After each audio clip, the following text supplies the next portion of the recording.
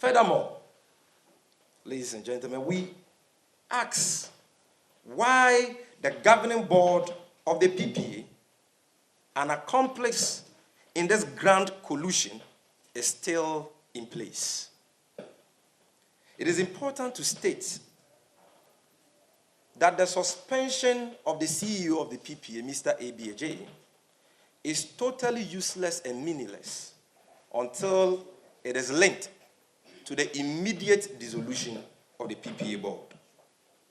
We say so because it was the PPA board which, despite knowing that Mr. ABJ is a shareholder of TDL, went ahead to approve the award of as many as 14 contracts to the company under restricted tender, in flagrant disregard for the public procurement law and in contravention of all acceptable principles of fairness and openness. The PPA board failed woefully in their duty to observe the provisions of the public procurement law and the rules against conflict of interest, but rather aided and abetted the corrupt activities of Mr. ABJ and his fraudulent TDL. The complicity of the PPA board in this scandal, ladies and gentlemen, is beyond doubt and obvious even to the uninitiated. For the board of the PPA to claim that they don't play a role in the award of contracts, as they intimated in their letter to Manasseh Alzuri, is very unfortunate, as this constitutes an abdication of their fiduciary role as a board. Why are they being paid by Ghanaians?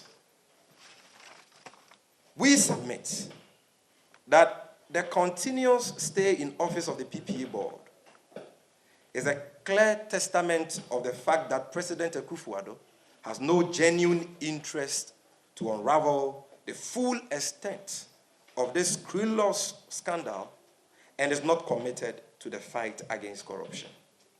Also, we wish to ask why the ministers and the relevant officers in charge of procurement in the ministries of Works and Housing, Roads and Highways, Education, Special Development Initiative, the heads of Cocoa Board, Ghana Water Company Limited, the Bank of Ghana, etc., are still at post.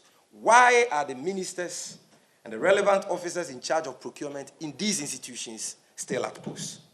Because we know that the procurement processes leading to the award of these 14 contracts to TDL emanated from these institutions and were actually awarded by these state institutions. We also do know that TDL illegally sold these contracts to other companies with acquiescence and in some cases the approval of these state institutions. The NDC therefore holds the view that all ministers and state actors who in one way or the other initiated, facilitated, or participated in the award of contracts to TDL and the subsequent sale of those contracts to other companies must be suspended forthwith. The scope of investigations into this scandal must be expanded to include all these complicit MDAs and state agencies. Ladies and gentlemen, it is only then that we can stand a chance of unraveling the full extent of this stinky corruption.